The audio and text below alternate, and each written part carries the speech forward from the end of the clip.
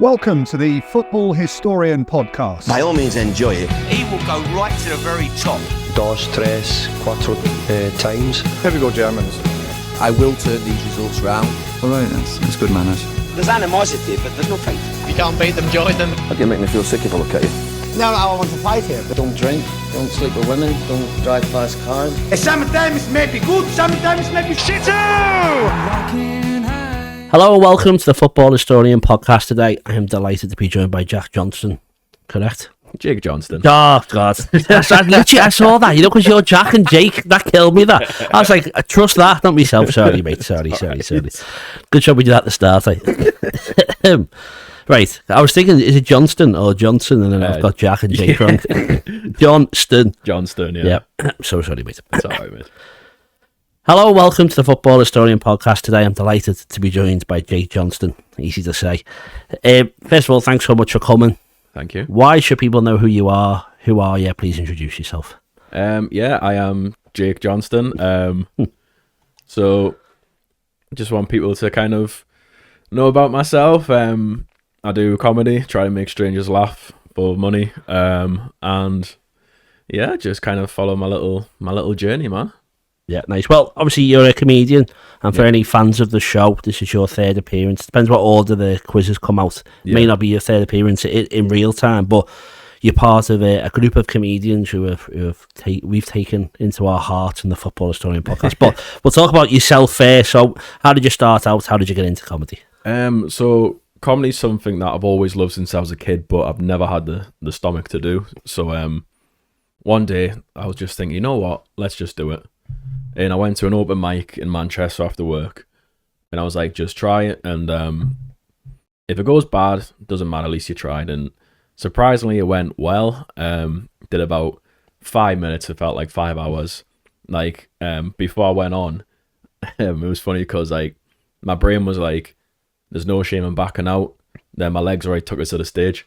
So I was like, all right. So it went well. Then after that, you get the bug, and it just kind of slowly progressed from there. Then, I mean, I've been doing it for 2 years now, and I never thought in the space of 2 years it would be at a certain level where I expect, like, I was like my level's up there at the minute, and I thought it was going to be down here, but yeah, it's going great. Yeah, well, loving it. And as you say, the main thing I think people worry about is how do you get yourself up there, how do you do it? So how old were you when you did your first one? And I know you said you just did it, but why did you just do it?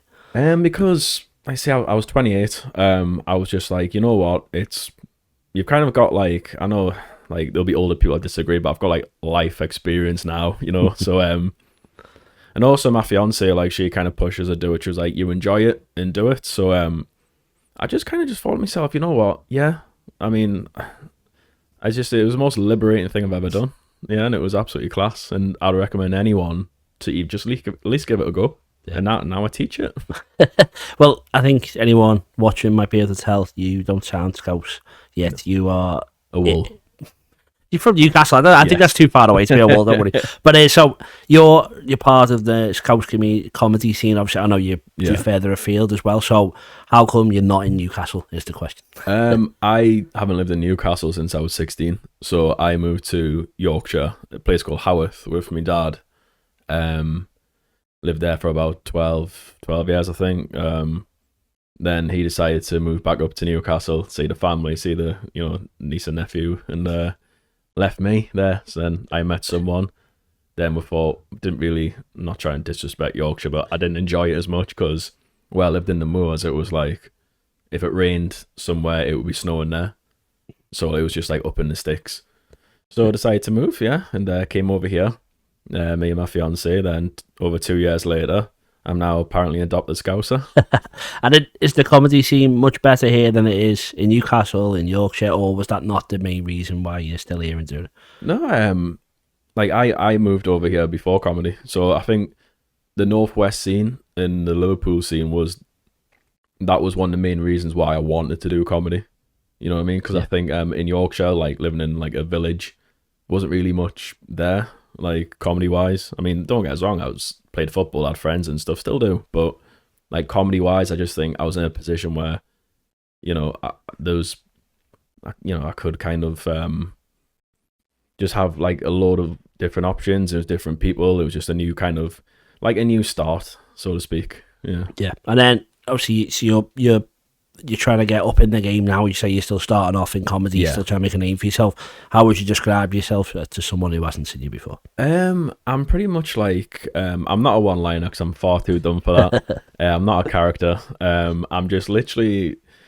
I've been kind of described as like the boy next door. My material is pretty much storytelling, bits about myself, bits about just my life. I don't really do politics because I don't know politics. But yeah, it's mainly just like the boy next door. Just kind of, like I say, it's about life, but add some funny into it and just, just little things really like that. And then I've already touched on there that you're part of a group of newer comedians that have been on the podcast a couple of times. How supportive is the comedy scene to new acts? And like, do you have to find a group of other new acts, or is it the bigger acts look after you? And how have you found it? So I'll speak through Liverpool. It's been brilliant.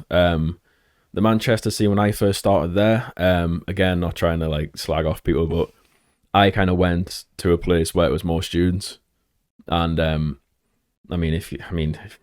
you can tell, I'm not a student. I've never been a student, and I just think I went to Liverpool, tried it there, and it was just brilliant. Like Liverpool and Newcastle, we are very similar. We're similar people. We're kind of, similar kind of styles, and went there. It was just kind of like the city and the comedians like kind of like put the arm around us and just kind of helped us. And they're honestly such a nice bunch. Like everyone helps each other. Everyone wants each other to strive. And even like the comedians who I see higher up, like they do really help you and want you to get to the level, because we're all like, with comedy, we're all different. None of us would have met like the lads who aren't here. None of us would have met through comedy, but we've all got one. So none of us would have met if it wasn't for comedy. We just all got one common interest, and that's what's brought everyone together. And like we're all kind of like comedy brings weird and wonderful, and it's honestly wonderful. Yeah, and then I've watched a few of the stuff, the bits that you put on your social media, and then I saw that there was a Warrington gig that you mentioned where there's no microphone.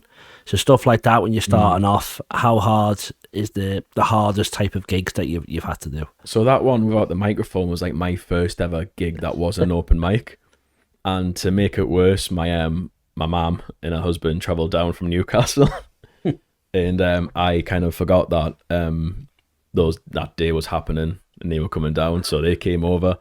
The microphone was working till it got to me.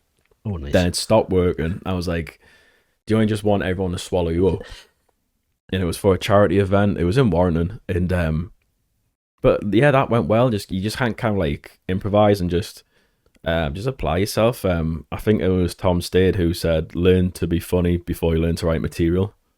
So that's what I kind of did. Just had to. So what are you doing? Are you shouting? Or yeah, I was shouting, and because it was a charity event, I remember some woman's phone ringing.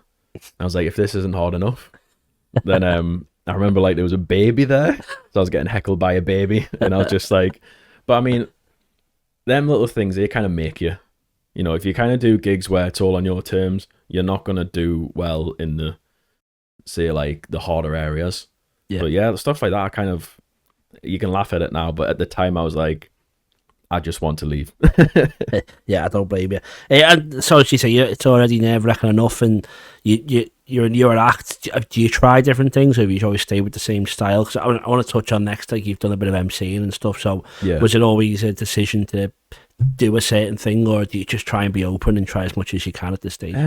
So with myself, everyone's different, but with myself, it's just kind of like, say the first year and a half, or you kind of you're just trying to build your material for as long as possible. So, people start with 5 minutes, then goes to 10, 15, and just finally tuning it. But yeah, when I do say like MC work, or like, I think it makes you a better comic because you're kind of more on the ball. So, like I did a gig last night, and like, say if someone heckling, like you've got that experience more, because I do believe that like your comedy brain's a muscle. I think the more you do it, the more it's just going to get stronger, and the better response you're going to be, and it makes your writing loads better as well. Yeah. Well, it must be so difficult to get yourself up there and at the start. And we had Rob Thomas on who came and he said his advice to new comedians is don't tell anyone you're doing it. And obviously, he said there that your mum or whatever came and saw you one of your first gigs. Is it were you nervous and telling people, thinking at what stage you go to like your auntie's birthday and you sat in the kitchen and you start saying I'm doing comedy? Is it straight away, or do you want to be good before you say it? Well, I remember like telling people. So the first person I told was my fiance, and I was like, I want to give it a go, and she went, absolutely, it's something you want to do. Like, I fully support it. I remember going up to Newcastle to see the family. I just told them, like, it was just literally just like rolling off the tongue. I went, I'm just gonna try it, and the response I got wasn't the best. It was literally just like, oh, you're joking. I was like, well, yeah, that's the idea. But they were just like, I don't know, kind of like thought, oh, it's just one of these daft ideas. So, but if anything, that kind of spurred us on to be like, you know what, I'm gonna prove you wrong. Yeah. So, but yeah, Rob is correct. Don't tell people. But that was my mistake. I told everyone. Yeah. Which I shouldn't have done. But now, are you happy for them to come along? Or yeah, that's it. Well, that's perfect. And then again, looking at your stuff, you said performing at the Hot Water Comedy Club was a bucket list moment for you. Yeah. So how good was that, and what's next up on the bucket list? So performing at Hot Water for the first time, it was just amazing because I've always wanted my picture on the back, like just me there, and I was like, when I went on, I was like, this is amazing. What kind of threw us off a little bit is that, so from where the stage is to you, it's like the new venues as well. It's like this distance, maybe shorter. So people's feet are on the stage. But it's brilliant, and just being there and just kind of seeing yourself on that stage. Like, I never thought I would get to that stage where I could, see myself at Hot Water, see myself Frog and Bucket. It was just absolutely brilliant. Yeah, and what's next? What's next? At the minute, I haven't really set myself a goal. I just want to keep on just building, really. I like my personal goal is to play every room. So by that I mean just I want to do a gig where it can be like a bunch of old biddies, it can be like students, it can be just like say people from I don't know, like building trades.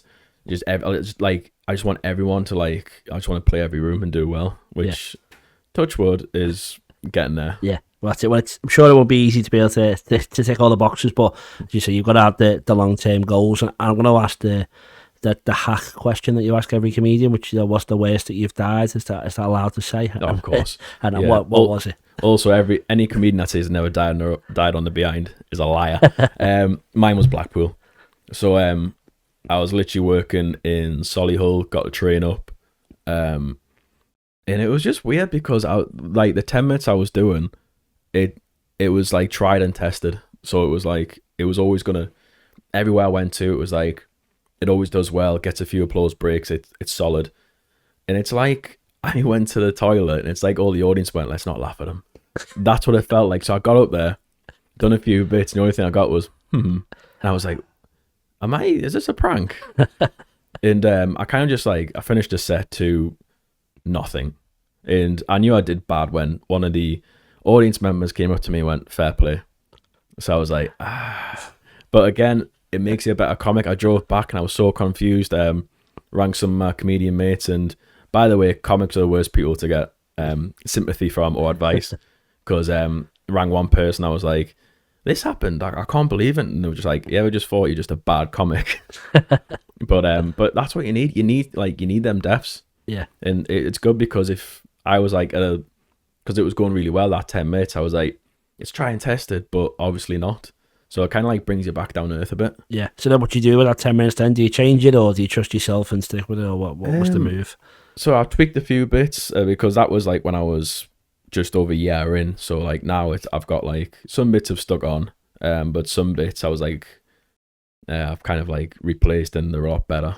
There was obviously you look back and you think, right, that's not working. Why is that not working? And you change that or word that different. But it was just weird. I was trying to, try to give my ego a boost, and was it the venue? Was it so and so? But it was just me, and they just didn't take to us, and that's just natural. Yeah, well, that's natural. If you speak to groups of people, there's always going to be the one room that's full of that group of people that maybe didn't enjoy it. 2 years into comedy, is that correct? Yeah. How often are you writing new material then at this point, or is it just keep trying to do the stuff that works. Should be writing more. But with me and my material, I never really I'm not one of them ones where like I can write for hours on end. So like I'll just get like a little like a light bulb moment, and I'll just like word it on my phone, then go back and I'll just be like, right, let's work on that. But like, yeah, I write material as much as I can. I've got like, it's all on my phone. I literally just scroll through and just anything that catches my eye, or I could be say like in a coffee shop and just like, something might see catch me out the window and it just sparks something, and you can just go from there. But yeah, I need to write more. I think next year I am gonna. I'm trying to publish it, that's right. That's what I'm trying to pick on, yeah. And then also, we're talking about there about the getting into the scene and the maybe so-called bigger comedians looking after you. Sure that you've done Tony Callan and Friends. Obviously, he's quite a big name in the Liverpool comedy scene from the Hot Water's Green Room podcast as well, and obviously performs in Hot Water. What's he like, and what were those nights? I think Tony's lovely. Tony's really lovely. It's funny how I met him because I was doing a gig in Stoke and I actually walked out of that gig. So because it wasn't a gig, it was literally a working man's pub. They didn't want comedy there. Some guy, I was getting paid for it. I took Will down as well because I got him a spot. And down there, it was like literally in Stoke, and it was just everyone drinking Guinness, and they literally like the guy tapped the mic, went, "Hello, here's some stand up," and people there was no stage, people just walking past. First act went on, did 40 seconds, so I went, you know what, I'm in this position now where I don't need to bare my soul to this. So I went to Hot Water, met Tony. Tony went, do you drive? I went, yeah. He's like, I've got a gig in Darlington, I need a driver. And I was like, yeah, under one condition, I get a spot. Like, yeah, I get you a spot. And it just kind of worked from there. It went from there, but Tony's definitely helped, and yeah, just a lovely, lovely guy. Yeah, boss. And then, again, I know I don't want to keep talking about the lads who we've had on, but you work from the Big Headed podcast. What's the plan with you all? Are you all still doing stuff together? Is there something to look out for from that? So the Big Headed is unfortunately no longer with us. Well, I only joined on to the very last bits of it. Yeah. But there is a reason, so stay tuned. Because I think Will Smith, former guest, yeah, he credited you for maybe being one of the more responsible, organised members of the group. So would you take that credit for that? Yeah, probably. I'm probably the dad of them. Yeah. So yeah. So obviously for comedians, podcasts are quite big. Is that a deliberate move? You want to get into that, and how big is the podcast scene, do you reckon, for comedians though? I mean, podcasting is something I've kind of wanted to get into. It's a good way as well of networking with comics, promoters, just getting guests in, and just it does make you sharper as well, I believe, because if it's a comedy podcast, again, it's that comedy brain. But comedy in podcasting is starting to really elevate. I think Have a Word's definitely helped as well. Like, I mean, because I kind of really I listened to Have a Word before I did stand up, and that was one that kind of a little bit as well that pushed us to do it. But yeah, man, I just think it does help a lot. It does help a lot. Yeah. And then, so what are the main career goals for you now? Then, what are you aiming to do? Something within a year, within 2 years, or are you just seeing what happens and going with it? I have set myself little personal goals. So hopefully 3 or 4 years time. Again, touch wood, I want to do it full time. Also podcasting as well. So I've kind of quit my job that I did since I was 16 to focus more on stand up and get something that can work well with it. Yeah. So so I'm flexible with it. Yeah, I think that's the biggest personal kind of thing I've done where I'm like, oh God, it's getting serious now. Yeah. Because, but sometimes you've got to I said this to my fiance, you've got to take a step back, and sometimes then you've got to then you do 3 steps forward. Yeah, of course. Yeah. Sometimes you've got to turn your garage into a podcast studio and have someone listening to it. That's one of them. Yeah. Well, the last question then is, how can anyone who's watching you, not last question of the podcast, don't worry, last question of this part, is how can anyone who's watching now, how can they help you get to that dream? You laugh at my jokes. And just literally just follow my Insta, follow my journey. It's getting to that stage now where people are starting to do it. Like I say, people who are doing it, it means the absolute world. But yeah, just follow us on my journey. It's just, I still find it weird when people ask for a picture after gigs. but I do appreciate it. Yeah, and go on to watch your social medias. How be on so just Instagram, it's Jake J Comedy, all one word. Facebook's just my personal one. I might accept you. Get on the Instagram. Okay, that's great. Well, we're gonna have a quick break, and I'm gonna talk about the team that you're wearing on your shirt there after the break. Get the proper chat going. See you in a sec. Hi, I'm Warren, the producer for the Football Historian podcast, and we're here today to talk to you about the Patreon subscription. Yes, so for just £1 a month for the first 100 people, there's a lot of benefits that you get, and I think £1 is a terrific deal. Pittance, yes, £1 only, and you get early access, which means at least 24 hours before everyone else gets the episode, you get to watch it. There's also an extra section, we call it the Football Historian Podcast Extra Time, and we ask all the questions to the guests that no one else gets to see unless you're a patron. And on top of that, you're the ones who get to ask the questions. You send them in, we tell you which guest is going to be coming and sitting in this chair. You ask them, we record it, you get to watch it, no one else does. On top of that, we do a monthly special. We did one last night. It was a quiz, you were there. Yeah, bedlam and great content. Yeah, so hopefully you can watch that. As I said, we've got a round on Linvoy Primus or Lionel Messi. We've done mastermind stuff, all that. That's going to happen every month. The bigger this grows, we're going to do it even more regularly. Hopefully it'll be once a week. But we need your support. So to do that, £1 a month for the first 100 people. Your early support will be rewarded. From then on, it's £3 a month if you want to support us.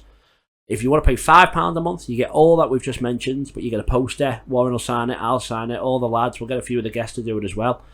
We'll send that out to you. And then for £10 a month, you get all that, the poster, all the early access, and you get a free copy of any of my books. So I've done one on Billy Liddell, Crossing the Park, Tommy Lawrence. They're all worth at least £20.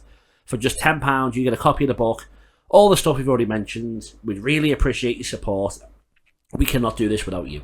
This really is a passion project, and anything people can put into it goes straight back into it. We don't take a wage. We're doing this for free. We're doing this because we enjoy what we do. That's it. It all makes the content better. And I say from just £1 a month, you can make our dreams come true. Thanks for the support. Enjoy the rest of the episode. Welcome back to the second section. Thank you for sticking around, not running away in the break. We're going to have a chat about Newcastle. Big Newcastle fan? Absolutely. Yeah. Do you go to the match often? I used to, but I think it's like gold dust now. Yeah, and you're quite far away. Yeah. Right, so the first one is just, where did Newcastle belong? Is the question I want to ask you. I think Europe.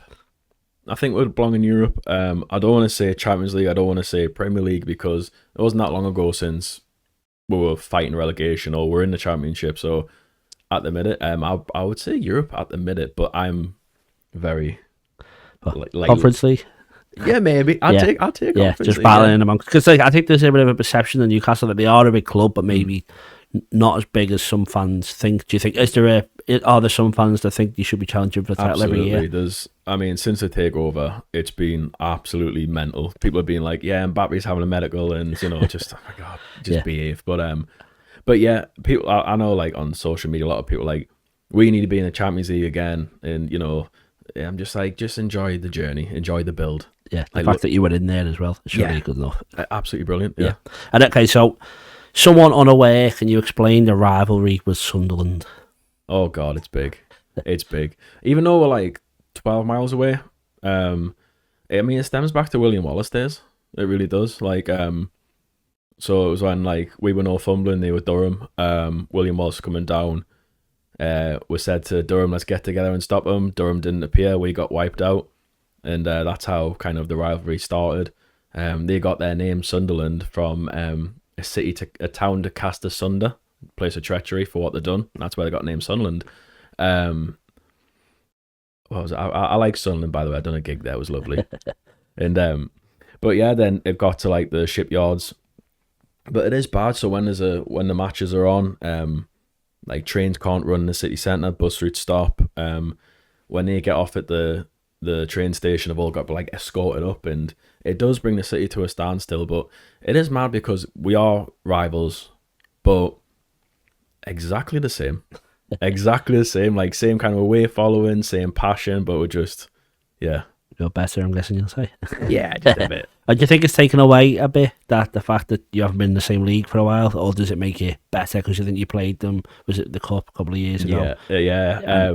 I mean, when we were in the Premier League, I didn't enjoy it because they beat us like 6 times in a row. So last time we kind of beat them. Before that was, I believe, when I was there, when we beat them 5-1. That was in 2010 and Halloween.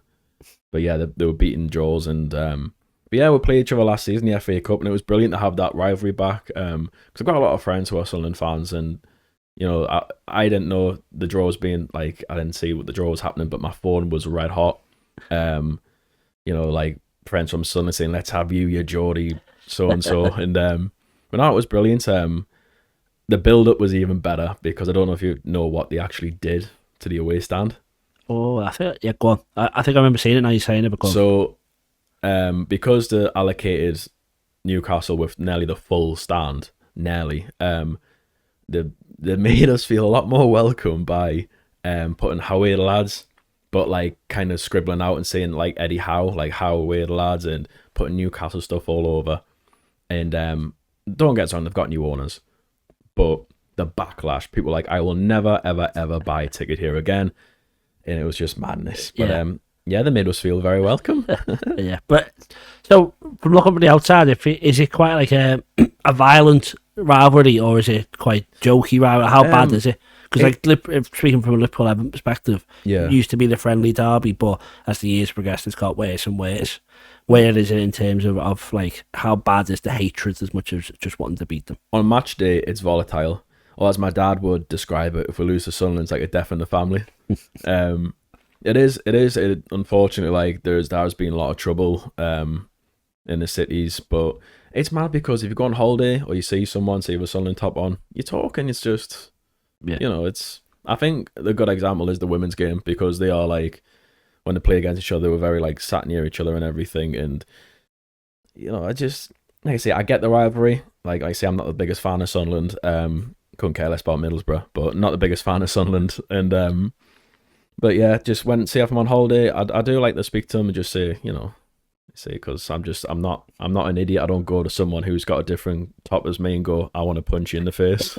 That depends what the top is. Yeah, but well, I was going to ask you about Middlesbrough as well. So where does that rank in comparison to Sunderland? And is that a rivalry as well, or it is a rivalry, but it's a weird one because. For me, I feel like you only have one true rival. Middlesbrough are just like, I don't know, like, I can imagine it of like, say, you're squaring up to someone and there's someone a little behind you kicking you in the legs. I feel like that's Middlesbrough. And but I think they hate Sunderland more. Right, that's what I was going to say, like, where do they rank? Yeah, so it's a bit of a weird one. It's like Newcastle and Sunderland locking horns and Middlesbrough just like, you know, trying to throw swings at both people and just missing.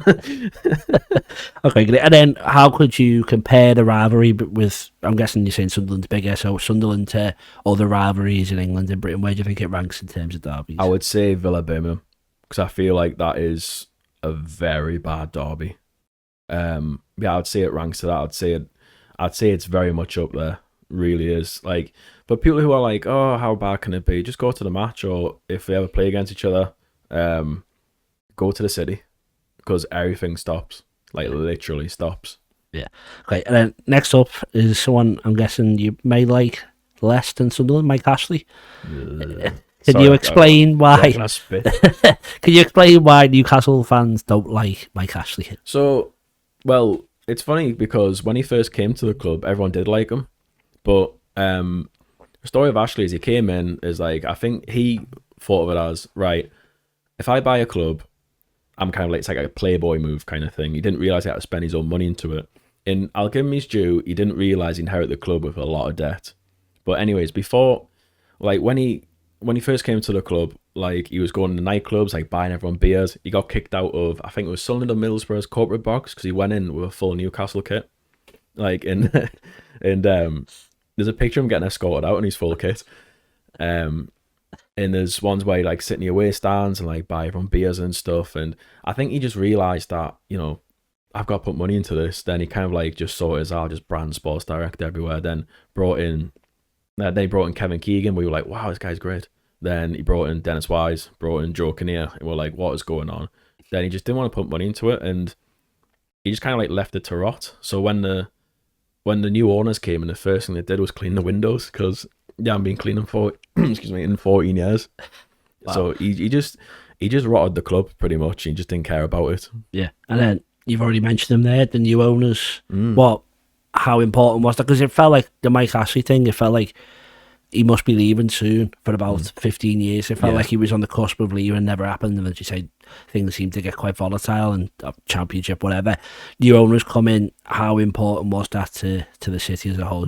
It is United the city. So, when you used to go to a Newcastle match when it was Mike Ashley, it was, you could feel the anger, you could feel the frustration, like get out of our club and obviously not repeat the rest. And when the new owners came in, like when it got announced, I was actually in Guernsey at the time, and you'll be surprised how many Guernsey people go, I'm somewhat of a Newcastle fan myself. Like, yeah, of course you are. But it was mad. I've got a friend in Newcastle who's quite in with the club, and I got a tip off of him the day before and was like, something's going to happen. There's been movement. And I was like, hopefully. Then it kind of just went like 6 hours later or so, Sky Sports said something, then the Chronicle said something, and it just clicked from there. But the new owners, when it happened, like there was such like everyone was at the stadium. My little nephew was in the stadium. He was on telly, the little bugger. He was like, everyone just kind of united, and it was brilliant. Don't get us wrong. I know there's controversy with the owners. I totally get that. But the difference is between them and Mike Ashley is that 0-hour contracts. What's worse? I'm joking. But yeah, I know there's controversy. I absolutely do. Listen, me future mother-in-law is Yemeni, and she knows exactly, how bad it is. But like I say, it is a tough one, because it's like, oh, it's not really Saudi then, but I mean, come on, it is. Yeah.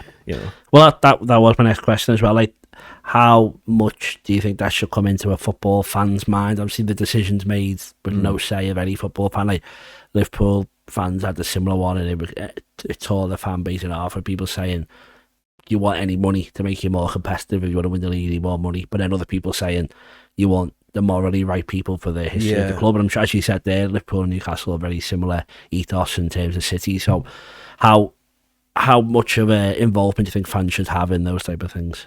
I feel like they should, because it's their club. Like, so, say owners and managers and players come and go, but the fans always stay. So I feel like they should have some form of a say, because whatever happens, they have to live with it, and they'll still, we could get bought by Timmy Mallet. You know what I mean? We'll still support and follow home and away, but I do feel like it is crucial for fans to have some form of a say. Not all a say, but some form to say, like, well, hang on, like, let's have it out. Let's have it right. Yeah. Well, and then I'll ask you the hard question. Then, are they the right people to own your club?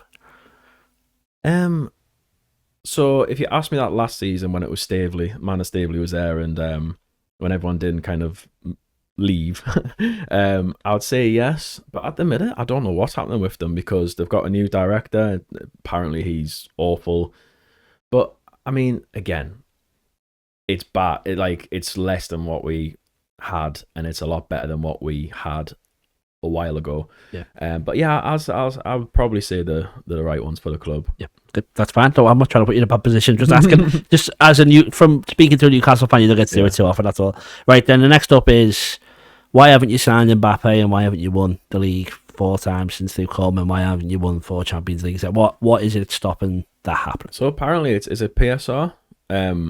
So I think what's happening is, our owners have kind of took a back seat and went just monitoring what's happening with Man City. Even Chelsea, I don't think Chelsea are going to be like, something's going to have to happen to them, surely. Yeah. The amount they've spent, something's got to happen. But I feel like Amanda Staveley was very much like, we are going to literally comply with all the rules. So they could probably overspend, but they'll just get their arse bit with like all these like sanctions, point reductions. So it's literally just, I mean, one side kind of says with PSR, oh, they just keep you in your place. The other side is kind of, it is fair. I can kind of see both sides.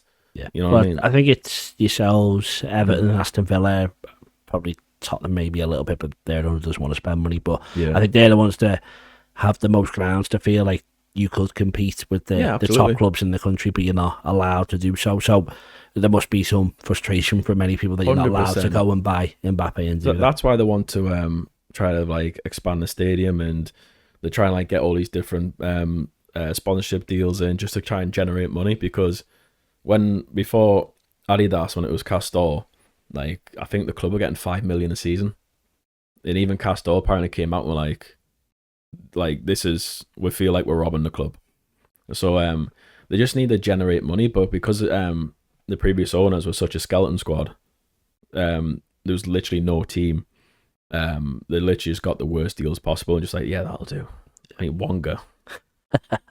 Yeah, very good, very good. Right, so moving on then, just the last touch on maybe the financial side is this summer, Anthony Gordon nearly had to get sold to balance the books. Yeah. Is that another bad sign of PSR maybe not working, or do you think that's what should have to happen in order to balance your books? It is tough because with my Newcastle hat on, I would be like, yeah, it's absolutely bang out of order, but I need to do more research on it. They're saying in January, like, they can't spend. They're saying, we've got to sell players. They're on about getting rid of Kieran Trippier. They're on about getting rid of Longstaff. They're on about getting rid of Miggy. They're saying, we've got to spend to make. I'm just thinking, I love to get like a sheet of paper where it's dumbed down for me to like just explain the rules. Yeah. But yeah, I just feel like it's a bit, some part of it I'm thinking it's a bit unjust, this. Yeah, well, and then we say it there, you're now having to face moral questions about Saudi Arabia and become mathematicians in order just to support a football club there. You were so unhappy with Mike Ashley, but now it's going so well, but you have to know the current affairs of Saudi Arabia and how to be an accountant. So maybe that's not fair. So we'll talk about some maybe past things that you can have some more joy looking back. I'll start, I said joy, but I'm going to start with Steve Bruce. In that, I feel like he was not the most well-liked man amongst Newcastle supporters. Do you think that's fair, and why maybe, other than the bacon comment, do you think why he was that about twice a week now? I think with Bruce, it's, well, first of all, he used to manage Sunderland, so that was one. And two, we went from Rafa Benitez, who, you know, managed Madrid, won Champions League, but you know what he's like with Liverpool. So from that to go to Steve Bruce, it was such like an Ashley move. And don't get us wrong, if I'm Steve Bruce, I'm taking it. Of course, I'm taking the job. He's a local lad, but yeah, Steve Bruce, man, he was just he had his kiss of death when he signed on that dotted line. But he's at Blackpool now. He's doing all right. Yeah. But I did feel for him in a sense, because like I say, the abuse he got was just bang out of order. You know what I mean? But yeah, I just think with Bruce, it was, yeah, he knew that was his last big job. Yeah. So he's going to take it. I also heard that Eddie Howe is Steve Bruce with a Peloton. Do you think that's correct or not? I'd say Eddie Howe's closer to Jesus. What he's done to Joe Linton, Miggy, even Jacob Murphy. But yeah, I think Eddie Howe, it's a difficult one because last season I was like, yeah, he's massively overachieving, he's doing great, but this season I'm like, you're starting to get found out a bit. There's only so much Jason Tyndall can do on the sidelines, like, you know, doing cartwheels and all that stuff. But yeah, I think Eddie Howe, this season's going to be interesting, really interesting to see if he sticks it or not. But if he does go, who replaces him? Yeah. And then maybe go back a bit further, one of the most famous instances in my mind, you probably disagree, is Kieran Dyer versus Lee Bowyer on the pitch. Okay, can you explain what that was for maybe someone unaware? So we were 3-0 down against Villa. That's the one where I think Steve Taylor did the sniper one. But yeah, apparently Kieran Dyer was shouting at Lee Bowyer, and Lee Bowyer and Kieran Dyer just had a massive dust up on the field, like full on. It was funny because I remember watching it, like you could see them like arguing, you could see Lee Bowyer just walking towards him. And I think it was Kieran Dyer, I can't remember. And you just saw like the whole stadium literally all went at the same time. What are you doing? And I remember like Shearer grabbing one, Gareth Barry grabbing the other. And yeah, it just had a massive dust up. It was just madness. And was there a side the Newcastle fans were on, or was it just you both wrong? You're both idiots, pretty much. Like what he's doing. Yeah. I mean, don't get us wrong. I like that you're passionate, but come on. Yeah. Come on. Can't be scrapping on the pitch. Yeah. Bobby Robson. How good was he? Legend. Absolute legend. Not just legend, but even out of football, like a gentleman. Absolute gentleman. Like there's stories where you could go up to Newcastle and see people have met him. Like my dad met him as well when they went on, I think it was 2001. They went to America for a pre-season tour. Like, say, just an absolute gentleman. Like, all around, just a good human. Yeah. And then I've got a few questions for you later that you prepared, which is your top 5 players. if they're in there, please don't mention them so you can save it for later. But like, is there a cult hero, someone at Newcastle who maybe isn't the best player, but someone maybe you can associate yourself with as a fan, or someone who for no reason whatsoever is just a bit of a mad player that you quite like to watch? A little bit, yeah. I think he's someone who you probably won't be able to think on the top of your head, but some fans will be like, oh yeah. So yeah, I think there's a rogue one in there. Is he coming up? Okay. Oh, you want to mention him now? Is he coming up in your top 5? Top okay, 5. That's fine. We'll save him then. That's fine. No, because there's always a few players I think, maybe they're not going to be in your top 5 most talented, but they're always close to your heart. Is there anyone there who wouldn't be, who you're not going to mention later, but you feel like deserves a match? I absolutely loved Shola Aniobi, just because the Mackham Slayer. Loved him. I love Tiote, Colaccini, Cabai just missed out on my top 5. But there's some absolute battles. Cisse, like that half season he done, like he was very close as well. So there's a lot of like ones that I written down and had to scribble out and just thinking, let's think about it. But yeah, I could have named about 15. Yeah. Yeah, well, that's always the good bit I think as well. I mean, you've got so many heroes from the past. Newcastle haven't won a trophy in a while. Sorry to rub it in. What would be the best trophy for you to win? And obviously, I'm sure you'd say the Premier League or something, but or maybe most realistic but best trophy for the city. First of all, sir, we have won the Cellar Cup at pre-season. Sorry, apologies. No, that's all right. I think probably a lot of Newcastle fans will agree. Any domestic, it could be the League Cup, FA, whatever it is, we just won a trophy. Yeah, absolutely. So for me, like any. And then how far off is that happening? I mean, we're very close against Man United for the League Cup, but I just had a feeling we weren't going to win it. I think it was lovely to kind of see we get there, but I just thought it's not our time. Plus, Man United were flying at the time.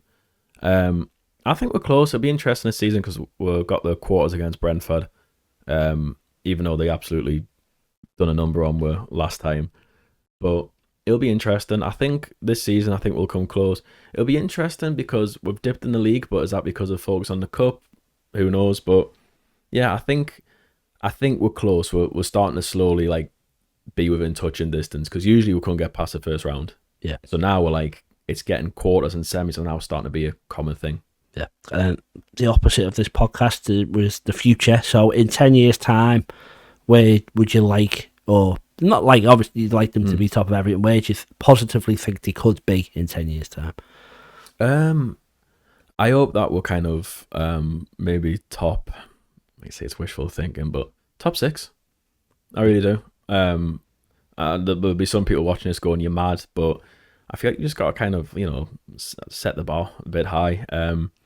Don't like anything can happen in 10 years. I mean, Man United could hopefully have a little dip because they are now, let's be honest. City, with everything that's going on with them. So you never know. But I think we're kind of, if everything goes well and everyone stays like united, like then I do think that we can like do well. I think I would say top 6. Yeah. And then finally, there's someone that you wanted to mention. I can just let you go away, or I can bring the name up. But Colin Locke. Yeah.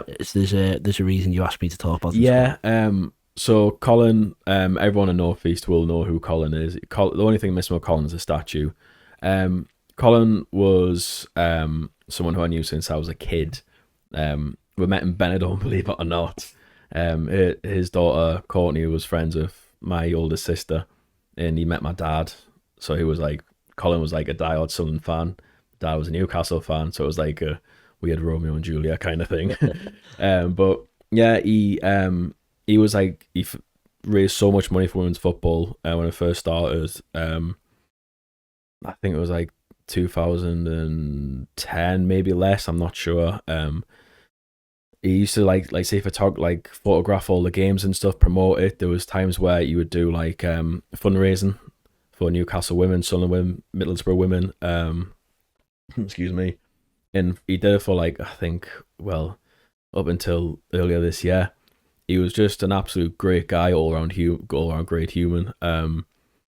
So he kind of elevated women's football, united it, and got to a stage where kind of Newcastle women became now associated with the football club, because before that Mike Ashley kind of pushed them to the side where they didn't even have that, they like get their own kits, like playing at a really like low standard because there's just no money into it.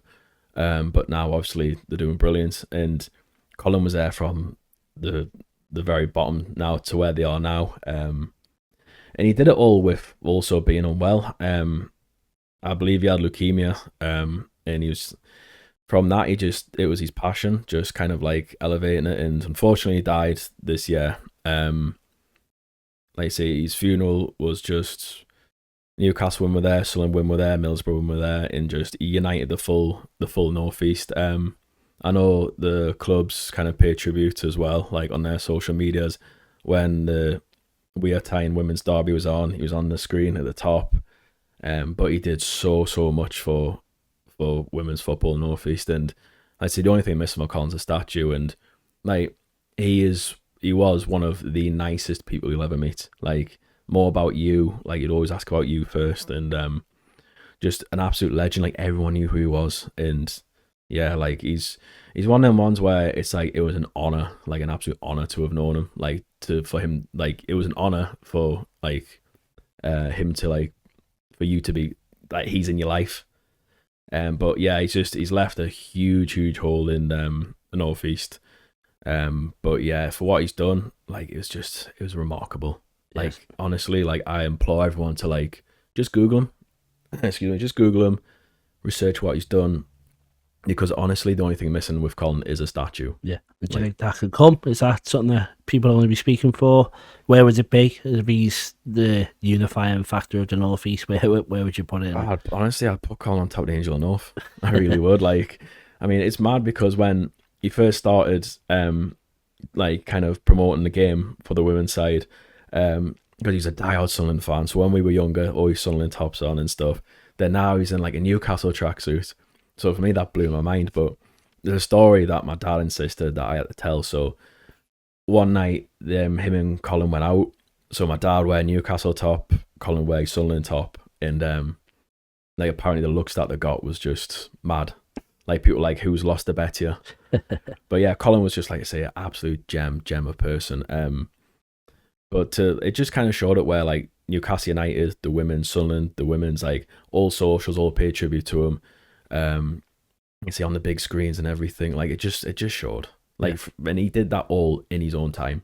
Like he literally committed it to it, and it was just doing that whilst unwell. It's just, yeah, guy's a legend. Yeah, that's it. Well, yeah, I implore people, like you say, to go and have a look at him, and yeah hopefully there can be something done that his memory lives on in there. Like I say, like Colin's not here anymore, unfortunately, but he's not going anywhere. He never will. Yeah. He's going to outlive us all. Yeah, that's lovely. That's lovely. All right, okay. Well, that's our end of our chat about Newcastle. We're going to come back and talk about football history in a sec. So we'll see you in a couple of seconds. Welcome back to the next section of the Football Historian podcast. Sorry, Pete, I'm really sorry to interrupt you. Where'd you get that shirt from? Oh, this Latium number's just from Classic Football Shirts. Where'd you get yours from? Thank you. Mine's from Classic Football Shirts as well. Wow. Well, when I bought my shirt, I used the code TFH10 to get 10% off all orders. Did you use the same? I did. I used a discount code. I think it was the same as yours. Oh, TFH10. Oh, that's great, because if you want to get 10% off all your orders, you can use TFH10 at classicfootballshirts.com. Unbelievable deal. Hello, welcome to the third section. We're going to talk a bit more about football history now. So the first question is, what was the first game that you went to, or the first memory you've got of football? So apparently the first game I went to was at Liverpool when I was 3 years old. And my dad told us that apparently I just fell asleep. So that would have been 1997. It wouldn't be in the one where it was 4-3. My first memory, oh God. The only memory I've got is like, probably just like when I won that Yorkie competition, that was it. But yeah, I went to loads, but I think the one memory was probably, Arsenal. When we played Arsenal last game of the season, which was? It was 2001. We beat them 4-2. Shearer scored a free kick, and I won a year supply of Yorkies. Why did you win the year supply of Yorkies? So apparently they were doing like this is when Yorkies were just first coming out. They were like giving kids a sticker, like if you enter a competition, if you can win, you get year supply of Yorkies. Like, yeah, okay. Anyways, half time. Someone goes to my dad and goes, your son's won the competition. My dad's like, yeah, whatever. Then they went, "Can your son go down on the pitch at half time at the players?" So literally, my dad was dragging us down the stairs, went on the pitch. Yeah, got like a picture done. And my name was announced on the announcement thing. Was in the paper, and yeah, when he has supply Yorkies, and they based it on 8 Yorkies a day. Wow. Yeah, so we were staying at my grandma and granddad's at the time, and poor kitchen cabinets could not take the weight. So we had about, I think it was like 26 boxes. Wow. So I think that's the main reason why my dad had diabetes. Get bored of them, or were you still a nice yeah. treat? Okay. God, yeah. Like every meal was like, my sister used to make fairy cakes. Every packed lunch was like 5 Yorkies. Like, is Jay coming out? No, can I have a Yorkie? Yeah, have a box. That's boss. Right, the next one then is, what's the best game? Was that the best game because you got Yorkies, or was there been a better Newcastle game for you? Ever? So it can be one that you went to, one that you didn't go to, or one of each. So the one of each would be, the best one I went to was when we beat Sunderland 5-1, because I was right next to the away fans. I remember this one fan, I was only like 16, he was just giving us loads of jib going like, we're going to beat you and that. First goal went in, still going to beat you. Second goal went in, bit quiet. Third goal went in, he left. But the best game I saw was probably last season against PSG. I was in Cyprus at the time. And then I was like, oh, I can't wait. I was divvying up a price to fly over to go there, but obviously tickets were like gold dust. But yeah, I remember saying to my future mother-in-law, Hood, I was like, you're putting on a Newcastle top and we're going to the bar. And yeah, it was brilliant. Like, I just couldn't believe it. Like, the atmosphere, like, I never saw PSG just absolutely bab it. And who thought Dan Burn could smash Dembele, and, you know, but that was the best game for me. Yeah, that's great. And what do you think the best era of football is? So it can be now, it can be before you started watching, or it can be a different period. It doesn't have to be Newcastle related, or it can be. I'd say Barclays, man. Barclays has got to be up there. It's got to be. Like the 2011-12 era. Like, oh my God, so good. Yeah, that's the ones. Right, and then we're going to go into now some of the ones I've asked you to prepare, which is the top 5 Newcastle players of all time. Have you got them in order there? Or are they just 5 players? Just 5 players. I haven't got them in order. Okay. I'd normally push for a 5-1 if possible. But at the very minimum, we need another 1 winner. Oh, sure. Yeah. Okay, 5-1. He's ruin the surprise. But yeah, go on. I think everyone would have guessed that. But go on, yeah, go on. Start with him and then give us the rest of them. Yeah, so it goes Alan Shearer, Shea Given, Ben Arthur, Bruno, and I was stuck between 2, but the one I went for was Laurent Robert. That was my rogue one. It was going to be Nobby Solano, but I crossed him out. I thought Robert, because he just binned them for fun. Yeah, go on. Let's explain your choices then. So we'll go reverse order. We'll start with Laurent Robert. Why was he number 5? Laurent Robert, just because he was just, like, every time he took a shot, he just zinged in the top corner. Like, he wasn't the quickest, but I mean, you could Google his goals now, or YouTube his goals now, and like, I just don't understand how you haven't seen more of them. Like, some of the goals he scored, man, were just ridiculous, absolutely ridiculous. Like, not the fastest, not the most technically gifted. He just wellied the top corner. And number 4 was Bruno. So Bruno, just been since he joined, he's just been absolutely brilliant. Not just as a footballer, but as a person. Now he's taken to the city, captain now, and just like myself, he loves Kinder Buenos. But yeah, he's just, even his style of play and everything, like, it's just, he's gonna be what, like, a club legend, definitely. I can just, you can see it. And then your 3rd, Ben Arthur. Streets won't forget. Ben Arthur was just such a skill. I was at his debut against Everton. We beat them 1-0, and yeah, just we saw him and we're like, where's he come from? Because nothing was mentioned about it. He just arrived. Then De Jong broke his ankle. Then we missed him, but came back. That solo goal against Bolton, one against Blackburn. He was just an absolute baller, like someone who you enjoyed watching. Yeah, he was running his own goal of the season competition, I think. Yeah, he's just ridiculous. Special player, yeah. And then, is that number 2 we're on there? Shea Given. I absolutely love Shea Given. Like, when I first started playing football, I tried to be a goalkeeper, but I was too short. I couldn't touch the crossbar. But yeah, I absolutely loved watching Shea Given. Just, guy was like, some of his saves he pulled off were just incredible. Yeah, underrated? Very underrated. Very underrated. I think it's a shame he left in 2008, but I can see why, because obviously what's happening. Was the City, wasn't it? Yeah. Yeah, he went to City, and I thought he'd do well, but Joe Hart decided just to, take over, which, again, it's a shame because Shea Given, he's too good to be a sub. Far too good. And then? Shearer. It speaks for itself, really. Shearer's just, like I say, all-time, at the minute, all-time Premier League goal scorer. Just absolute legend. Yeah. And I think Liverpool fans hold Gerrard to high esteem for staying at Liverpool for the record goal scorer. Although obviously he was a Blackburn and Southampton before, for the record goal scorer in Premier League era to play for Newcastle and not necessarily win a lot of trophies. Does that make it mean a lot more that he stayed? Yeah, because I know he was going to sign for Man United, so apparently that was all done and dusted. Then I don't know what happened. I think Sir Bobby might have. No, what was it, Sir Bobby? No, I forgot who brought him in. But no, it wouldn't have been. Was it Sir Bobby or was it Dalglish? I don't know. Yeah, I don't know. But yeah, so apparently he was dead on to sign for Man United, but apparently he says he doesn't regret it, even though he could have won so much more. But you gotta respect the man. Yeah, say they scored that many goals, he did deserve silverware. Don't get us wrong, he's won the Premier League with Blackburn, but just to win anything with us at the time would have been so much better for him.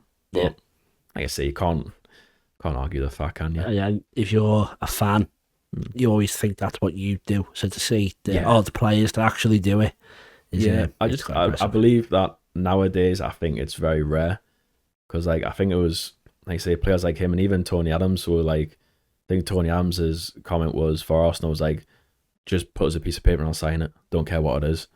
But I think you don't get that anymore. But yeah, it's the loyalty is just mad. Yeah.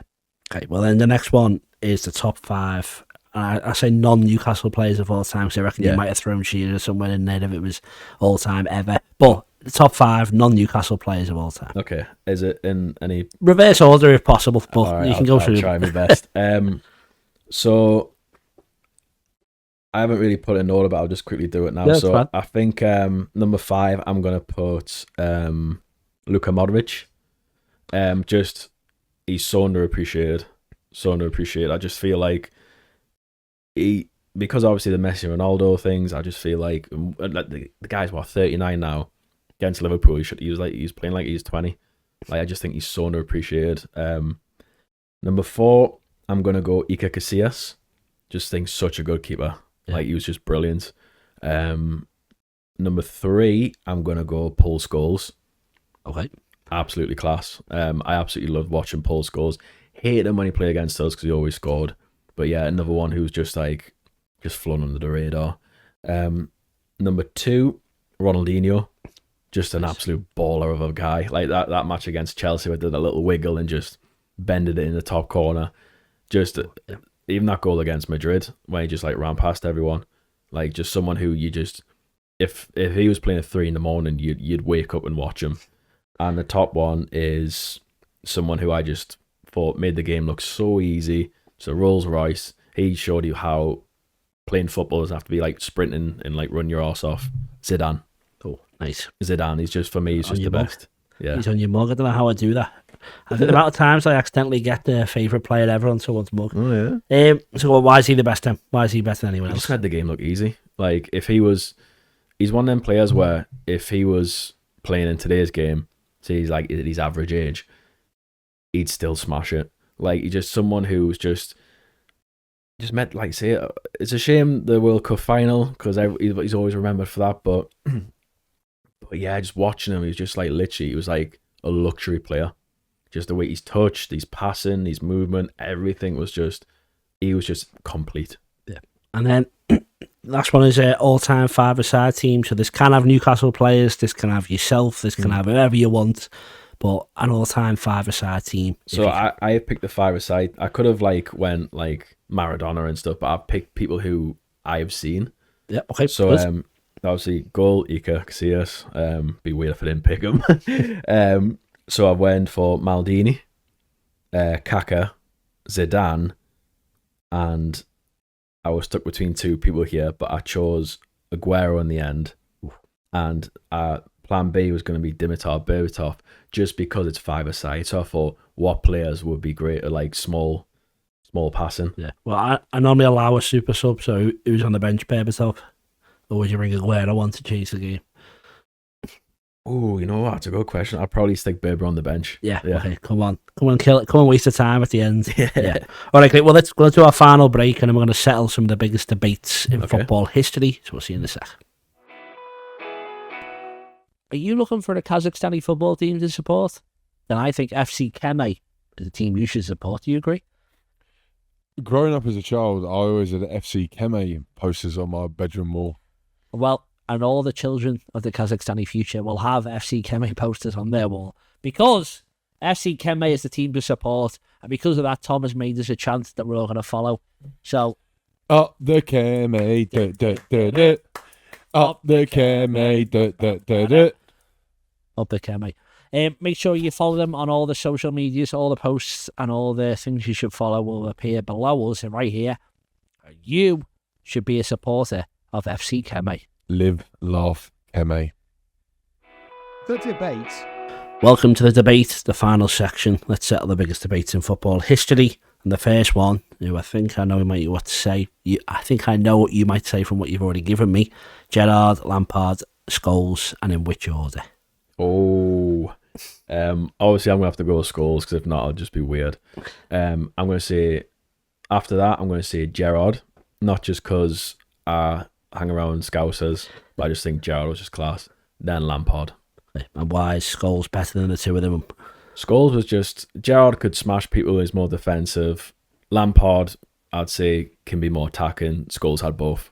Like, Scholes was just, like I say, just an all-rounder. But I'm not comparing to Zidane, but like he's kind of...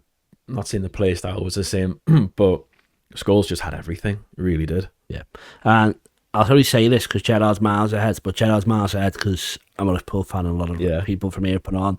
But the argument for Gerrard is that he could do what the other two could, but they couldn't do what he could. So if you put Paul Scholes in the Istanbul team, do they win?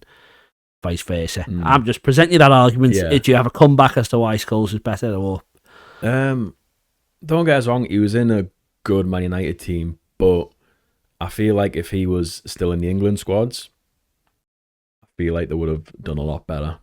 He was just that extra bit. Don't get us wrong, I think, like I say, no disrespect to Gerrard, I think Gerrard is absolutely class. I love Gerrard. But yeah, I always used to enjoy watching Scholes. Like, he used to stand out for me. Yeah, that's fine. Don't worry. I just thought I'd present the thing that people may say. Next up is Pele or Maradona? Maradona. Maradona didn't lie about how many goals he scored. I mean, I say everyone always says hand to God, but my God, guy was a baller. Like, look at these warm-ups, for example. Now that one, was it Napoli? Where he's like, shoes untied, and he's just like whacking the ball like 20 foot in the air. It's just like, it looks like his boots made of Velcro. Like, he was just such a baller. Yeah. But yeah, it's got to be Maradona. Yeah, but he's quite good. They're both good. There's no wrong answer in all these. Yeah. That's a good thing. Next one is Messi or Ronaldo. Oh, that is a tough one. I'm gonna go Messi. I just remember them Champions League nights, especially one against Bayern Munich, where like he kind of done Boateng and like chipped over Neuer, and the free kicks he scored, and just the classic goals. And yeah, I just remember Messi. Don't get us wrong, I loved watching Ronaldo. Like, Ronaldo scored one of the best goals he ever saw on telly, which was against Porto, where he absolutely rifled it in the top corner. But yeah, Messi was just that little bit more. Yeah, and then if they are the best two players of the last 10, 15 years, who would you place behind them in third? So I've already mentioned him, but Luka Modric. Yep. I just think he's going to be someone who, in the future, you're going to be like, we didn't realise how good he was. But again, Messi and Ronaldo, like, they're in a different stratosphere, you know what I mean? Yeah. Well, I always said, I think Modric is the best opposition player I've seen live when he was played.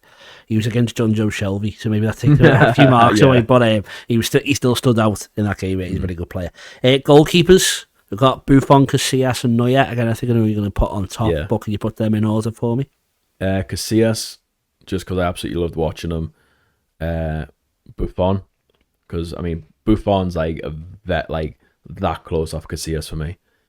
Buffon was just quality, just like a luxury player. And just Neuer, because he's just a nutter. I just can't believe it. Was it last week where he got his first ever red card? Is that true? Yeah, he got his first ever red card. But I like watching Neuer because he reminds me of the monk off the machine. He just comes running out and just heads it on the halfway line. Yeah, okay, that's good. That's good. Next one, I'm interested to know your take on it. Is would you rather be captain to win the league with Newcastle or captain to win the World Cup with England? Newcastle. And it's club versus country. Is that in Newcastle? Would you say that everyone would be on the side of club over country, or is it not as much of a thing? I would say probably more club over country. I don't really follow England as much anymore ever since the Euro finals. I'm just a bit they just ruined it. But also me living in Liverpool as well. It's kind of That's it. I'm just interested in other perceptions. Because obviously, say within the city, it's very one over the other. It is an interesting one because they are a lot of Newcastle fans are quite loyal to England still, obviously. But yeah, I just think I think a lot of them would probably pick club. Yeah, I think. Yeah, but that's fine. I ask you what you thought. That's right. 3 left. One of them is who's the most overrated player ever. So I got 2 here. Yep.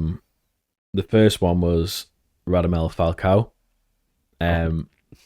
Just because I think, he was good at Atletico, but he was terrible at Chelsea and Man U, and now he's at Rayo Vallecano or something. I just think he had a few. Don't get us wrong, he is a baller, but I just think he was overrated. Second one was Sebastian Veron. Good choice. Yeah, I just think he was just overrated. I don't know how many. He must have been good for, was it Lazio? Then he just kind of came over here and he was just awful. Yeah. Living up to the price tag's not always easy. Yeah. Right, 2 left then, and then we've got the greatest manager of all time. Who would you say that is? Ooh, the greatest manager. As much as I didn't like him, it's got to be Fergie. Or even Wenger. Wenger, because he kind of changed the game of Arsenal. Got rid of the drinking culture. He kind of brought in sports science. Fergie, because... Don't get us wrong, it didn't start great with him. I mean, he nearly got sacked. But at the minute, people would probably say Pep as well, but I just think Pep hasn't really managed lower than top of the league. That makes sense. So he is at the moment. Yeah, that's true. Haha. But yeah, I'll probably say Fergie. Yeah, it's pains to say it. And then the last one is who's the greatest football team of all time. So this can be for the game, for the week, for the season, for the tournament, whatever. Is that what you've prepared, or? Yeah, I've kind of made 11. Okay, well, we'll do one of each then, because I feel like I need to make that clearer, because Bradley ordered this as well. So the best team ever, which can be, say, we've had shouts for Brazil 1970, stuff like that. Barcelona 2011. Watching them against Man United on the Champions League final. Iniesta, Xavi, Villa, Messi, Puyol, Piqué, just Alves, just absolute ballers. Yeah. They started good fast football. Okay, and then have you got a 1 to 11 best team ever? I have, yeah. So this is happy for that one. So this is who I've kind of watched and admired. So obviously the keeper is Neuer. I'm joking. Casillas. So it goes Cafu, Ramos, Maldini and Roberto Carlos in defence. Midfield is Messi, Zidane. I put Iniesta in this because of Messi and Ronaldinho. And my strikers are Ronaldo and original Ronaldo. Oh, okay. There's a double Ronaldo up top. Yeah, okay. Yeah. Nice. That's a good one. Right, well, that's the end of our chat. Thank you so much again for coming in. I really do appreciate it. All right. Anyone watching along at home, how do they reach you? What do you want them to do? Just kind of follow me on Instagram again, Jake J Comedy. Please don't kind of send hate my way about the Gerrard. I love Gerrard. I absolutely love Gerrard. But yeah, just kind of follows on there. I usually just put my gigs on there.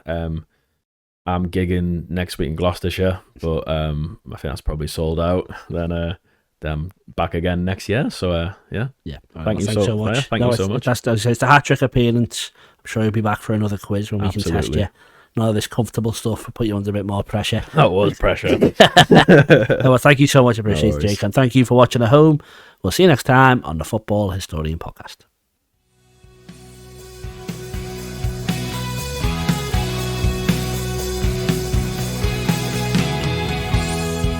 locking eyes from across the room, heart is pounding.